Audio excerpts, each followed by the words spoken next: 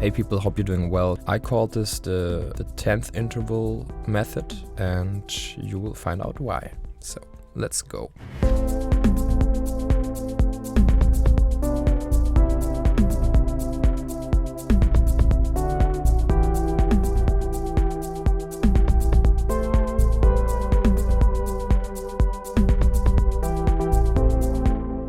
Okay, so this is the basic chord progression. I want to make something clear, like the original track is written in C# minor, which is, I think, a pretty hard scale, like to visualize, to understand, you know, all this connection, the halftone, whole tone steps, if you're beginning with, and even for me, not even only for beginners. So I transposed the whole track or the whole composition that I recreated down to A minor. So now we're, you know, it's pretty easy for us to see what's going on there harmonically. So if we would have a look at the cheesy version of this track, it would sound like this. That's a little bit deep. Let's just transpose this up. So we're starting with our A minor chord, going to our C major chord, going to our E minor chord, going to our G major chord in the end, and going back to our A minor chord. So this is the basic chord progression. You could have a look at it like, you know, we're just progressing from, let's just enable this one here. From A, we're using this consonant method to go up to our C. Then we're using, again, the consonant method that I've talked so many times about, going up to our E minor chord. And then, actually, we're going up another third here, you know, to the G. And then we have a bigger change. So it's like small change, small change, small change, small change, small change, small change, big change in the end. So this is something that's interesting about this chord progression. Actually, it's very, very standard. So why does it sound so good when it's played by, or in their version here?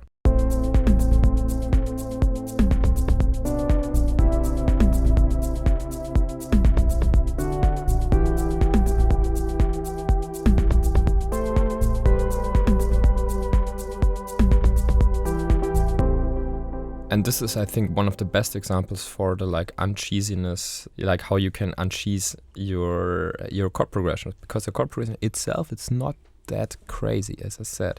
So let's analyze this chord progression that they've created. So why is it called the 10th interval method? That's because, as you can see here, they are not using the minor third in its regular position in the triad. So they're not starting with A minor that's like this. I will enable this again, sorry. So they're not starting like this. They're just, actually they're not even playing a fifth in their chord. So this is the reduced version, but then they're transposing up the third an octave. And this is creating a very, very interesting sound. This is something that we've already made in the open voicing, but there we still had our fifth here. But they are just using just the root and the third, which equals a 10th interval above our root note, right? And this is something that they're using throughout the whole track, and they're just, you know, like playing around. So if you're sitting on a piano and you have that, like, okay, I'm pressing always the third in the right hand and always the root in the left hand, then you can just transpose this kind of scheme up the scale. Okay, and that's, I think, like how they came up with the idea. Then they're progressing.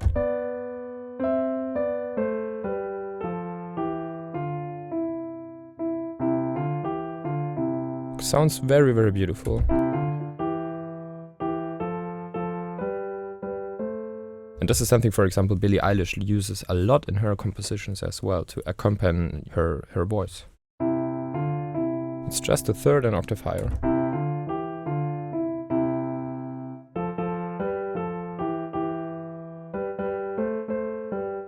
Okay, so in their example, they're starting on a A minor, stripped down chord, if you want to call it like that, progressing, going like, you know, the interesting thing is they're not playing like chords, you know, they're not like 1, 2, 3, 4, 2, 2, 3, 4, 3, 3. You know, they're using a mixture between chords and melody writing, and that's pretty interesting. With this interesting voicing, then of course the sound also matters, but I think not that much. I think like sound-wise it's something like a Prophet or Jupiter or something in that direction. Okay, so let's get back here and let's talk a little bit about the scale, because if we progress throughout our scale, which is A, but not A minor, it's A Dorian. And why is it A Dorian and why is this interesting? Because if we start moving up here, A minor, they go to B minor, but without a fifth, which is actually pretty good, because if we would play the fifth here diatonically,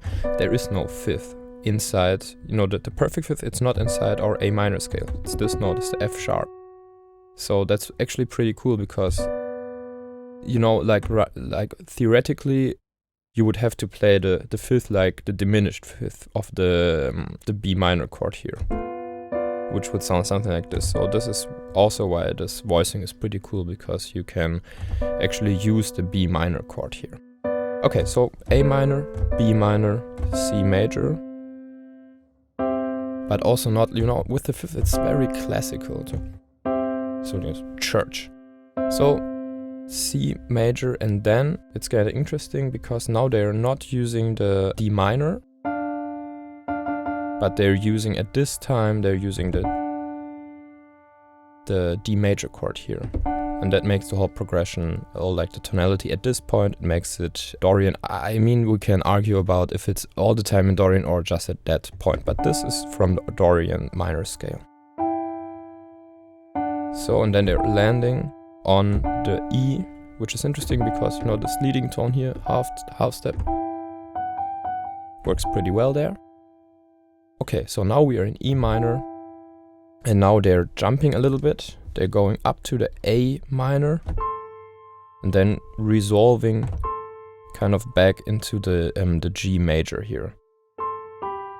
And this is just, you know, this is just melody writing in the end. So this is not really resolving because of any reason. This is just because the shape of the melody makes a lot of sense. So let's have a listen here again.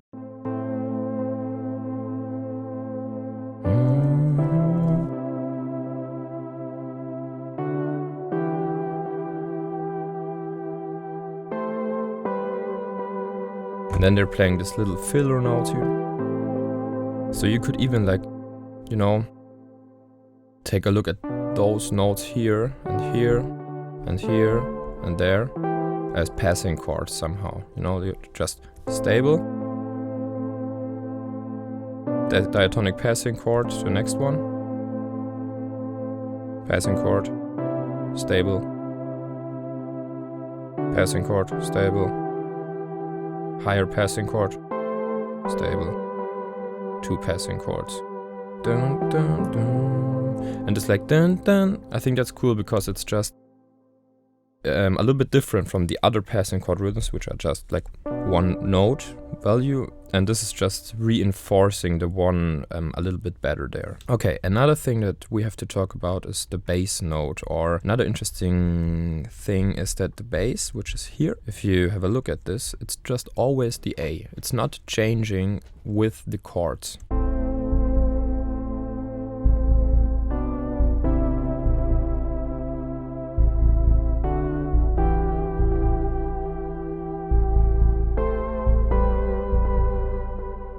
And this is something called pedal point, or in German it's called Orgelpunkt, because you can, you know, you can just leave the left hand at a certain interval or at a certain note and change the right hand and play chords. The only thing that you have to watch out is that you're not getting in a too low register on your right hand. Okay, right hand would be this here. This in our example, the chords. So if I will transpose them down an octave from here, it will sound good at the beginning because the root chord is A minor and the bass line as well. But then as it progresses throughout the different chords, you will hear it clashing a lot. So if you're using pedal point, I would recommend you to transpose your melody that is above your pedal point a good way apart from your pedal point. So there's a lot of space in between, like from the octave range.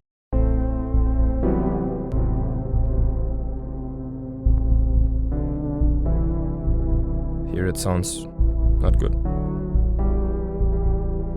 I mean, somehow it's working as well. it's more cleaner if it's up there. Or even up there. You know, now the bass line can pop out and it's got its own room. Okay, so let's have a listen to the instrumental once more. Now with this different view on it. We can open up the diva here real quick.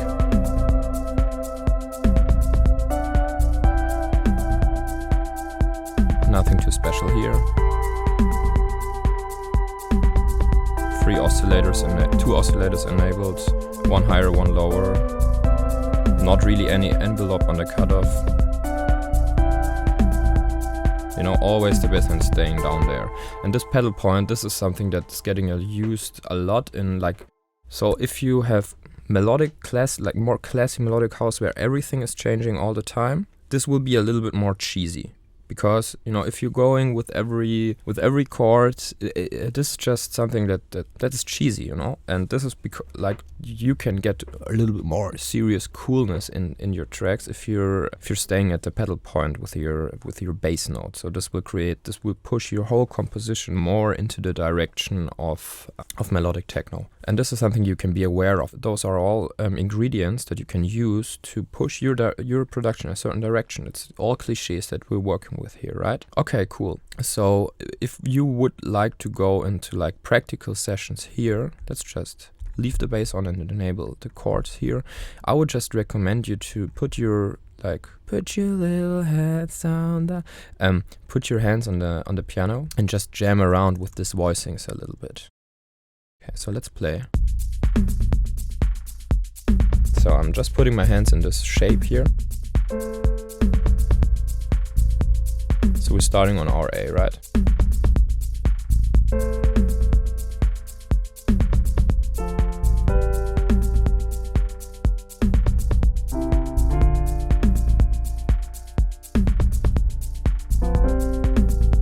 Okay, now I'm not in the shape anymore. And you know, you wanna create like a theme, a musical theme. So you wanna go from. Now you know, I see it like, I try to visualize it that way. You have your starting point and you go once lower, once higher, and then this kind of shape, you do this melodically with this shape as in the next part as well, okay? So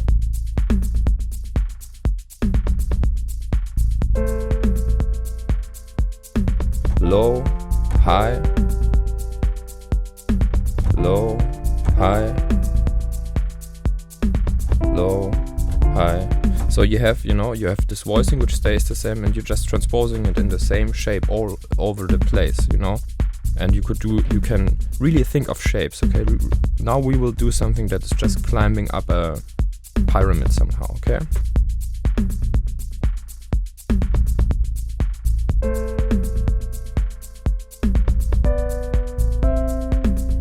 Now we'll go down and do the same again.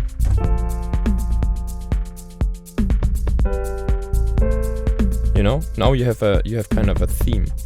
And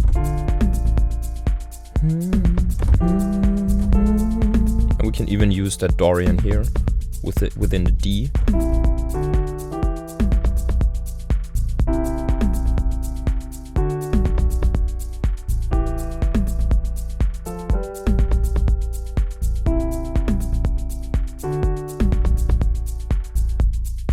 And this is like how you can come up with different kind of ideas here.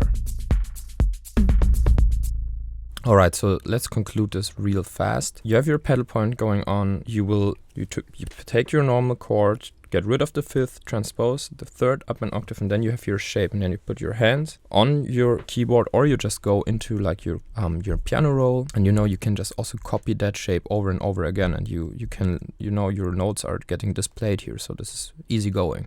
Just this, and then sometimes you have to adjust, of course, the note value if it's a major or minor third. Okay, then you're just transposing those notes over the whole keyboard, and you're trying to create something that is between a melodic line but getting played by this two-note chord somehow within a certain shape. And with those shapes, I would recommend you to really imagine a shape, just because this is, if you have a look here, this is just going up with the same motion. Here, short step, up, landing on this. Like it's like if they copied this over and just transposed it here, you know? So this is actually so simple. I mean, here we have to adjust the notes. And then they're just going down, and in the end they're implementing something that goes down again, okay? So it's very, very simple melodic scheme there. Yeah, so that's it for this version. I hope you could learn something, and I hope you're having fun checking out those 2-note chord voicings.